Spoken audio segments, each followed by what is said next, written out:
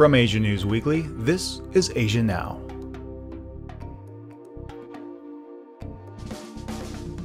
Today in Asia Now, high rates of depression in China's LGBT community and how a 3D printer helps save the life.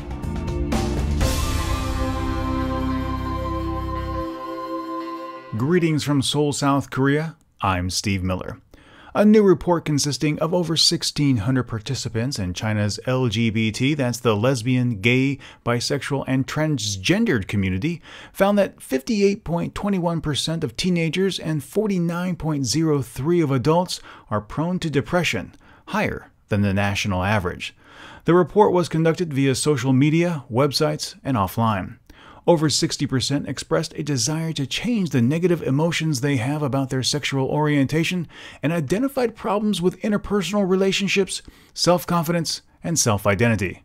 Homosexuality is still part of the Chinese classification of mental disorders, which contributes to difficulties in society despite the sexual orientation being delisted many years ago in many other countries. John Shen, a mental health program officer, said, quote, "Despite an increasingly open society, prejudices against the LGBT community still persist in our society, which causes many to live in fear and shame because they are afraid of not being accepted." End quote.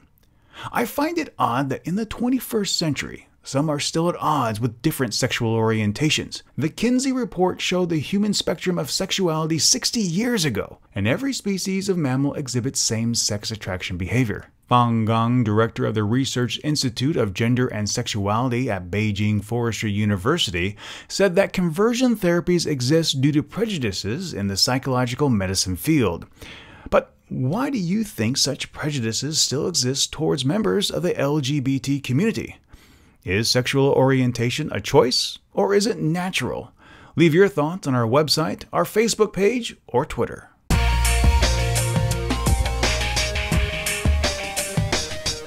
In Japan, a Kansai woman went to the hospital and she learned she had irreversible pulmonary fibrosis.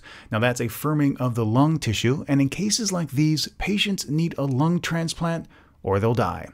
Normally, the patient would just receive a lung transplant from a deceased donor, but none were available. Thankfully, her husband's blood and tissue type were compatible and a transplant operation scheduled. Now, usually transplants move the appropriate organ from the donor to the recipient. However, in this case, the woman needed an entire left lung, and her husband's, well, it was just too small. The solution was to take a portion of the husband's right lung and implant it in place of his wife's left lung. To facilitate this operation, Nagoya City University lent Kyoto University medical staff a 3D printer to make a full-scale model of the woman's chest. The physicians then were able to rehearse exactly how they were going to achieve this right-left transplant before they even commenced surgery. Now, everything went smoothly, and as of May 10th, the woman was discharged, having been able to easily walk 10,000 steps in a single day. Now, much of the attention given to 3D printing is how it may contribute to the manufacturing world, how it may promote widespread gun use, or just plain zaniness you can print. However, this is a real-life application that actually helps save a life, and it won't be the last. For more stories from the Asia-Pacific region, connect with us on Facebook and Twitter. Just go to facebook.com/AsiaNewsWeekly or follow @AsiaNewsWeekly on Twitter.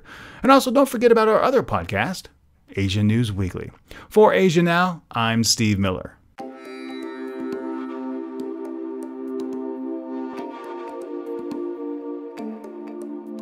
Asia Now is licensed under a Creative Commons Attribution Non-Commercial No Derivatives 4.0 International License.